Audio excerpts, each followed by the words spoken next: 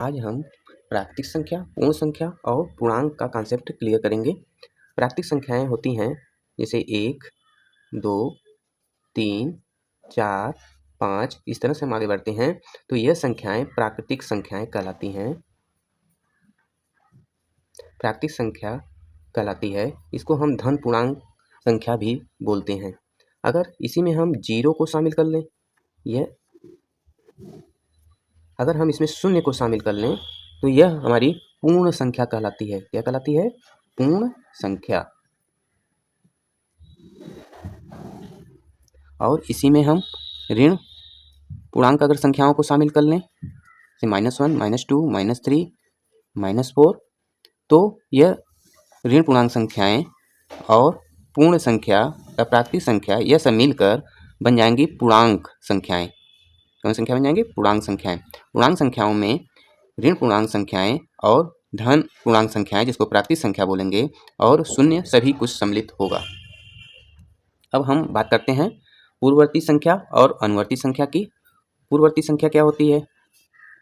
पूर्ववर्ती संख्या होती है अगर किसी संख्या में हम एक घटाते जाएं तो पूर्ववर्ती संख्या मिलेगी, मतलब पहले की संख्या, एक पहले की संख्या। जैसे मान लीजिए प्राकृतिक संख्या 10 है, 10 में से एक हम घटाए तो कितना मिला? 9।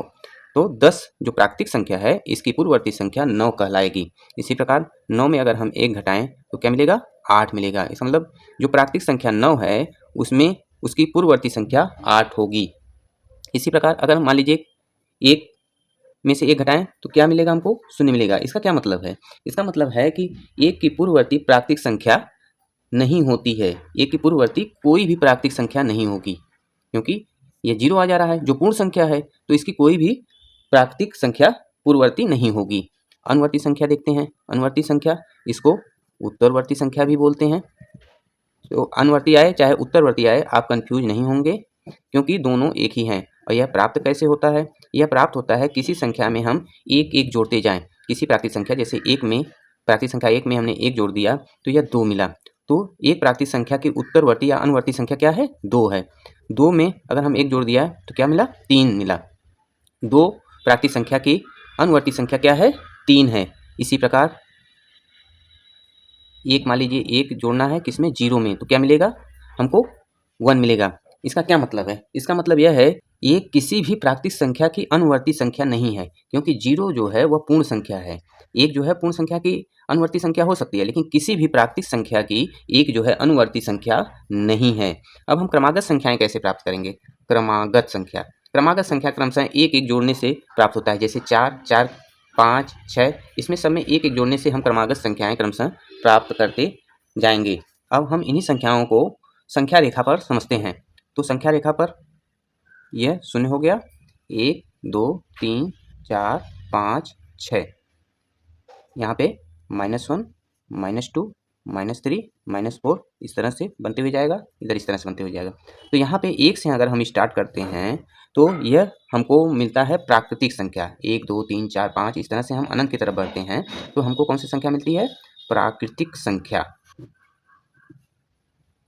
अगर हम 0 भी इसमें शामिल कर लेते हैं और दाहिने हाथ की तरफ बढ़ते हैं तो हमको मिलता है पूर्ण संख्या।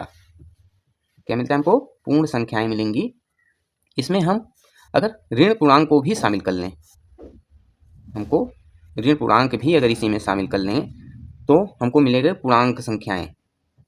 पूर्णांक संख्याएं, ऋण पूर्णांक जैसे ऋण 1, ऋण 2, ऋण 3, यह बाएं हाथ की तरफ अनंत तक चला जाएगा। अब हम यहाँ पर ध्यान देते हैं कि यह 0 है। पूर्ण संख्या में ऋण पूर्णांक भी शामिल है। अगर 0 से हम दाहिने हाथ की तरफ बढ़ते हैं तो इसको बोलते हैं धन पूर्णांक, और 0 से हम बाएं तरफ चलते हैं तो इसको बोलते हैं ऋण पूर्णांक।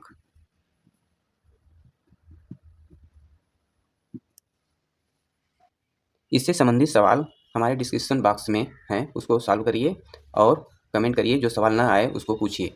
Do like, share, comment and subscribe.